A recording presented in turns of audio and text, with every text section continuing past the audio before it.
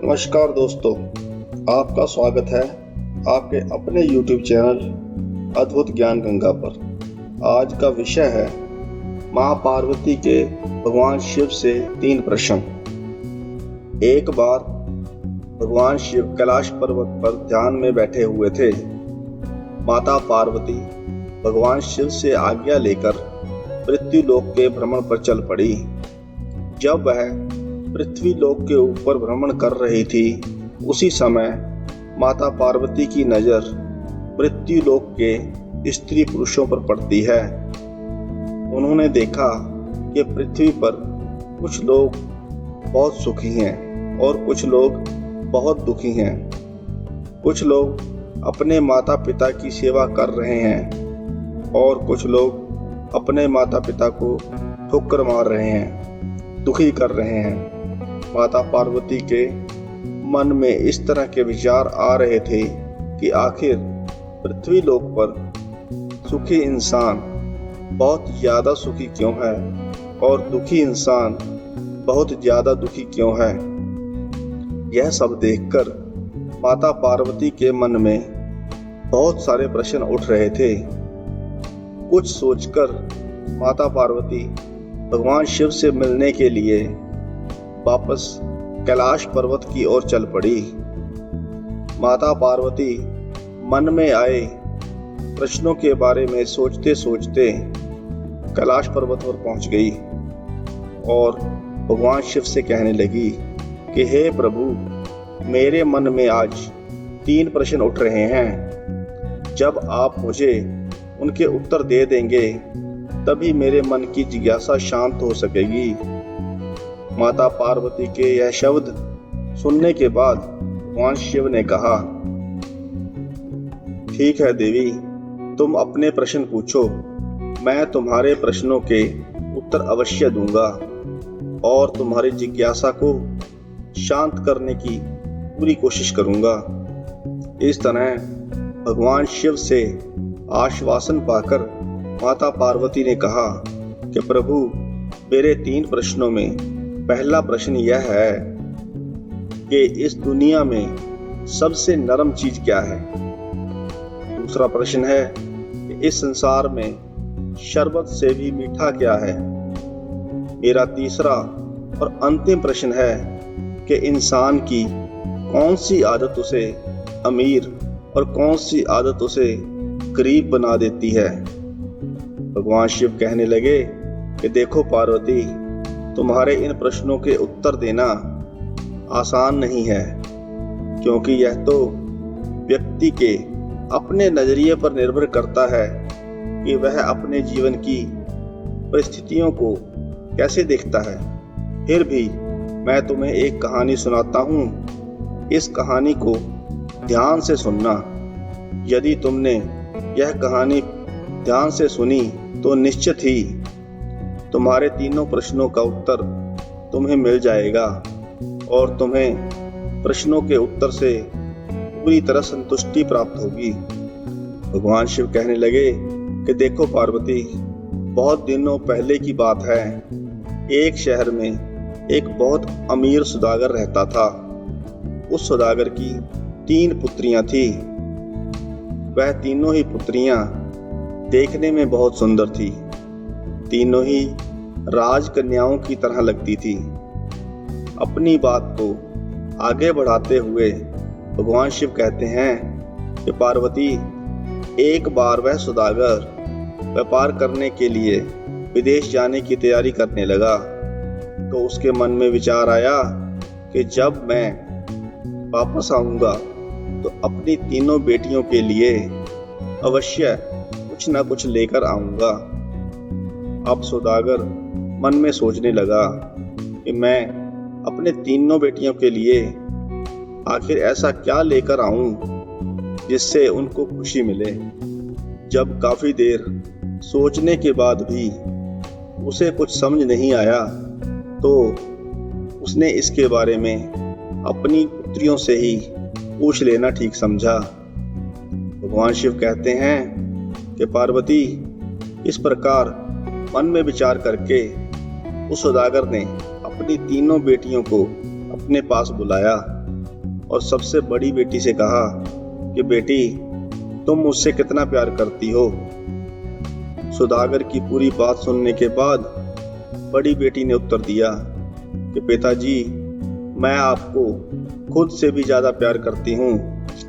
सौदागर बड़ी बेटी की यह बात सुनकर कि मैं आपको खुद से भी ज्यादा प्यार करती हूँ, सौदागर बड़ा खुश हुआ और वह अपनी सबसे बड़ी बेटी से पूछने लगा कि बेटी, मैं बाहर जा रहा हूँ, बताओ तुम्हारे लिए क्या लेकर आऊं।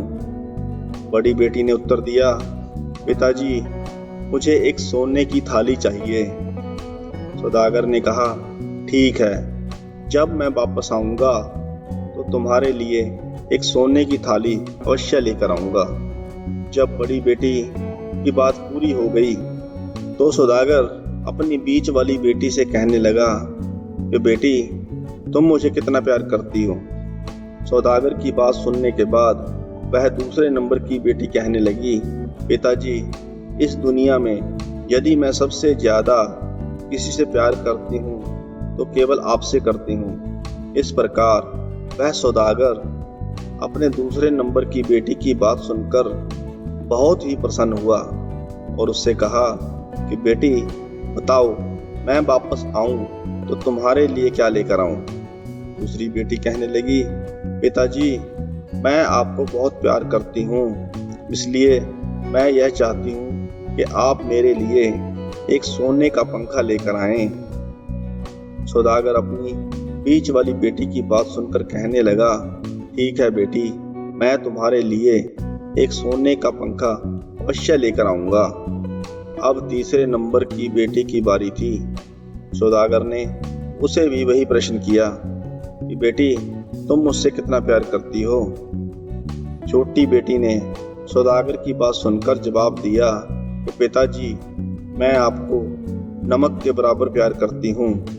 भगवान शिव कहते हैं, पार्वती, अपनी छोटी बेटी की बात सुनकर सौदागर एकदम से क्रोधित हो गया और कहने लगा कि तुम मुझे नमक के बराबर प्यार करती हो, अर्थात तुम्हारे जीवन में मेरा कोई महत्व नहीं है।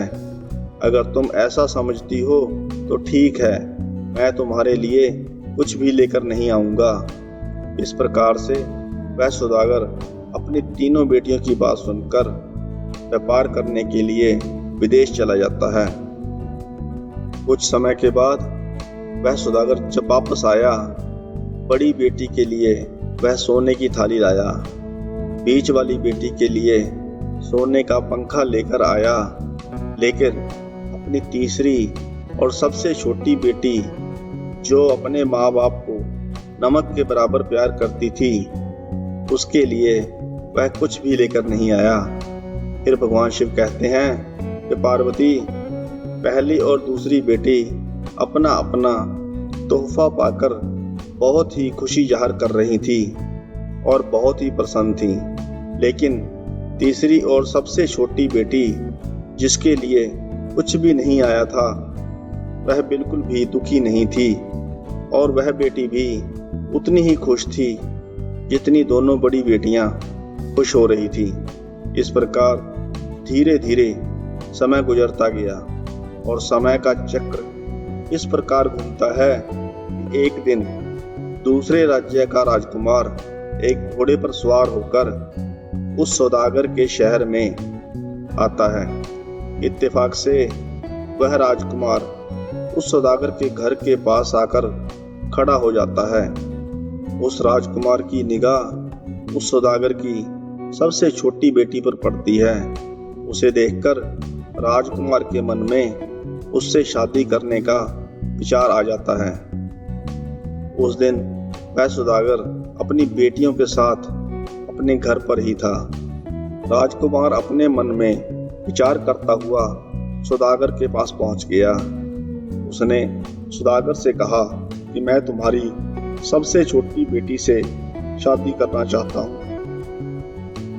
यदि आप मेरे इस प्रस्ताव को स्वीकार करके उसकी शादी मुझसे कर दें तो मैं आपकी बेटी को बहुत ही खुश रखूंगा। भगवान शिव कहते हैं कि पार्वती, उस राजकुमार की बात सुनकर सौदागर कहने लगा कि अभी मेरी 2 और लड़कियां इससे बड़ी हैं, अभी तक उनकी शादी नहीं हुई है। सबसे पहले मैं बड़ी लड़कियों की शादी करूंगा, उसके बाद इस सबसे छोटी बेटी की शादी होगी। यदि तुम चाहो तो मैं अपनी बड़ी बेटी के साथ तुम्हारी शादी करवा सकता हूँ। जब राजकुमार ने उस सौदागर की बड़ी बेटी को देखा तो कहने लगा, ठीक है, मैं तुम्हारी बड़ी बेटी को अपने साथ ले जाना चाहता हूँ। सबसे पहले उसे मैं अपने माता पिता को दिखाऊंगा। यदि मेरे माता पिता हाँ कर देंगे तो फिर मैं आपकी बड़ी बेटी के साथ शादी कर लूँगा, नहीं तो मैं 2 दिनों के अंदर आपकी बेटी को वापस आपके घर पर छोड़ दूंगा। भगवान शिव कहते हैं, पार्वती इस प्रकार से राजकुमार की बात सुनकर सौदागर ने राजकुमार के साथ में जाने के लिए अपनी बड़ी बेटी को आज्ञा दे दी। राजकुमार लड़की को लेकर अपने घर पहुंचा। जब वह दोनों घर के अंदर पहुंचे तो सौदागर की बेटी ने देखा कि घर के अंदर के कमरे बहुत ही सुंदर थे।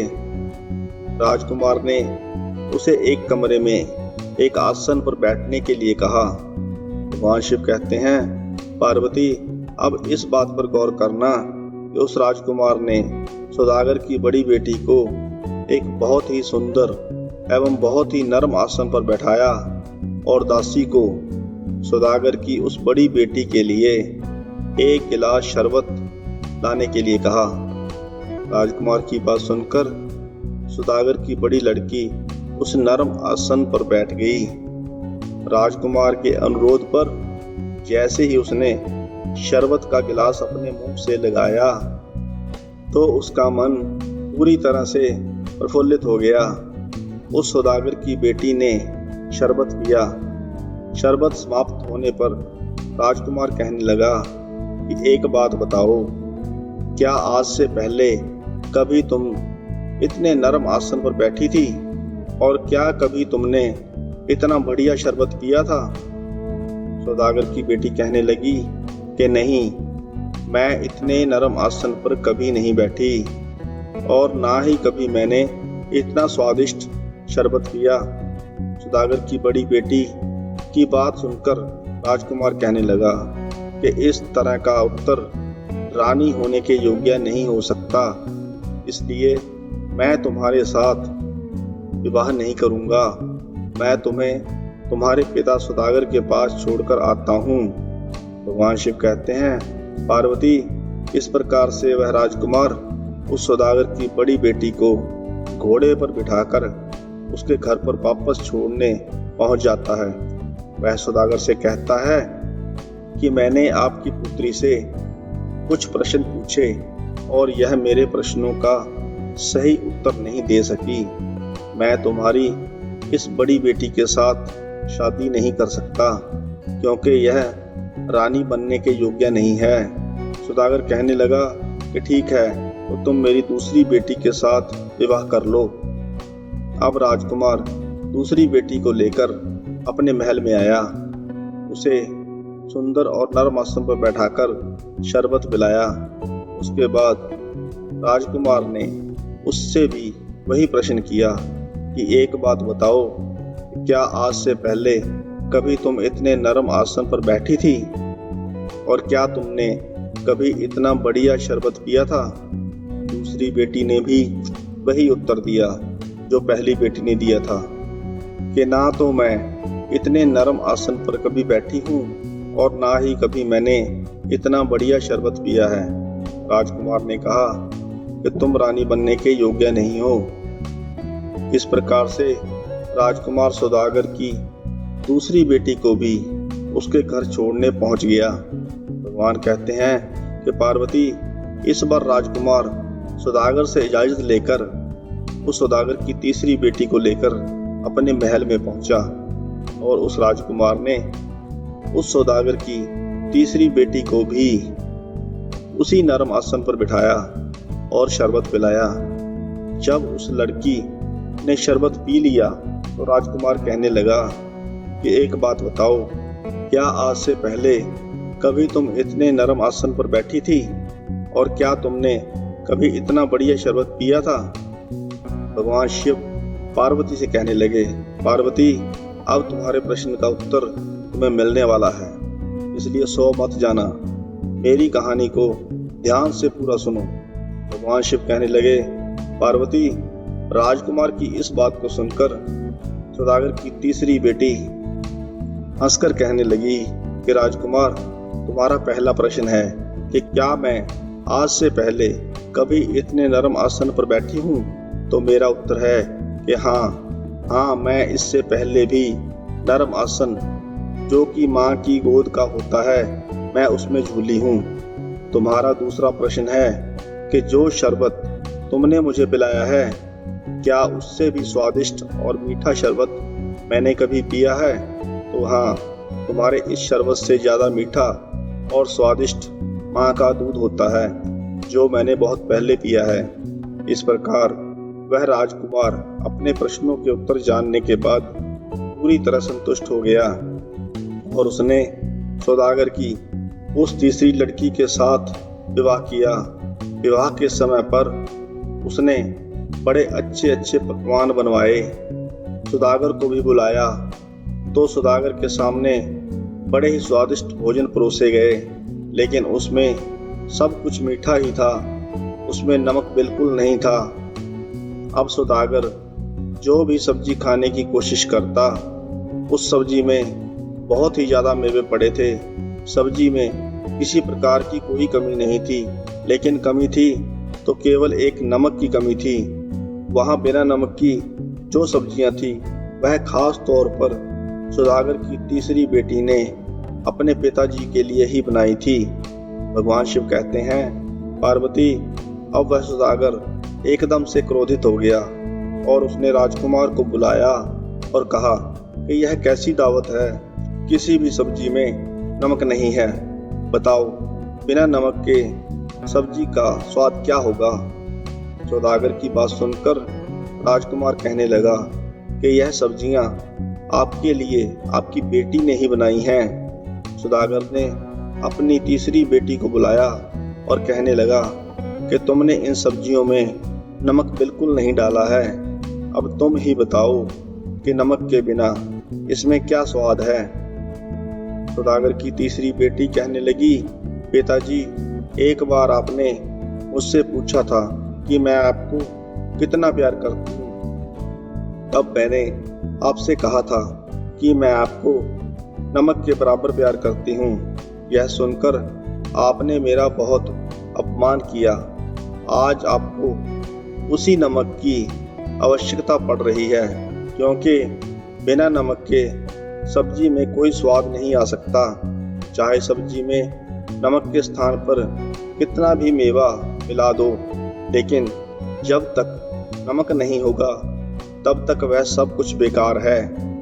बिना नमक के सब कुछ बेकार होता है। इसलिए पिताजी, मैंने आपसे कहा था कि मैं आपको नमक के बराबर प्यार करती हूँ। आज आपके सामने इतने सारे मेवा मिष्ठान रखे हुए हैं, उन सब को छोड़कर यदि आपने याद किया तो केवल उस नमक को याद किया, जिसके बिना सारा रंग फीका है, सारा स्वाद फीका है। इस प्रकार उस सौदागर को अपनी गलती पर बहुत पश्चाताप हुआ और फिर उसने अपनी बेटी को अपने गले से लगा लिया। सौदागर बोला, बेटी, वास्तव में तुम मुझसे बहुत ज़्यादा प्यार करती हो, इतना कोई नहीं कर सकता। भगवान कहते हैं, पार्वती, तुम्हारे 2 प्रश्नों का उत्तर तो तुम्हें मिल चुका है। अब तुम्हारा तीसरा प्रश्न था कि कौन सी आदत इंसान को गरीब और कौन सी आदत इंसान को अमीर बना देती है। यह ध्यान से समझ लो कि उस सौदागर की 3 बेटियां थी। 2 बेटियां सौदागर को जान से भी ज़्यादा प्यार करती थी। यह तीसरी बेटी नमक के बराबर प्यार करती थी, यानी माँ बाप से असली प्यार, माँ बाप की असली सेवा तीसरी बेटी करती थी। और उन 2 लड़कियों को तो केवल सोने की थाली और सोने का पंखा ही मिला। तीसरी लड़की अपने माँ बाप से सच्चा प्यार करती थी, उनकी सच्ची सेवा करती थी। इसी वजह से इसकी शादी एक राजकुमार के साथ में हुई।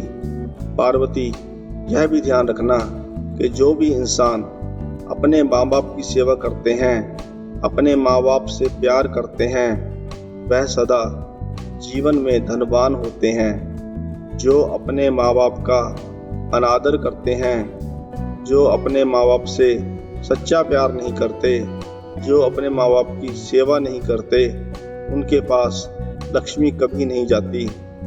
उस घर से लक्ष्मी दूर चली जाती है। उनका जीवन हमेशा कष्टों में गुजरता है। इस कहानी में हम सब के लिए एक संदेश दिया गया है कि माँ बाप के चरणों में स्वर्ग होता है। माँ बाप से सच्चा प्यार करना चाहिए, माँ बाप की सच्ची सेवा करनी चाहिए। जो लोग माँ बाप की सेवा करते हैं, निश्चित तौर पर उनका जीवन सफल हो जाता है। ऐसे इंसान हमेशा धनवान होते हैं, उनको जीवन में कभी कोई कष्ट नहीं होता। अगर आपको यह कहानी अच्छी लगी हो तो वीडियो को लाइक करें, चैनल को सब्सक्राइब करें। कहानी को अंत तक सुनने के लिए आपका धन्यवाद।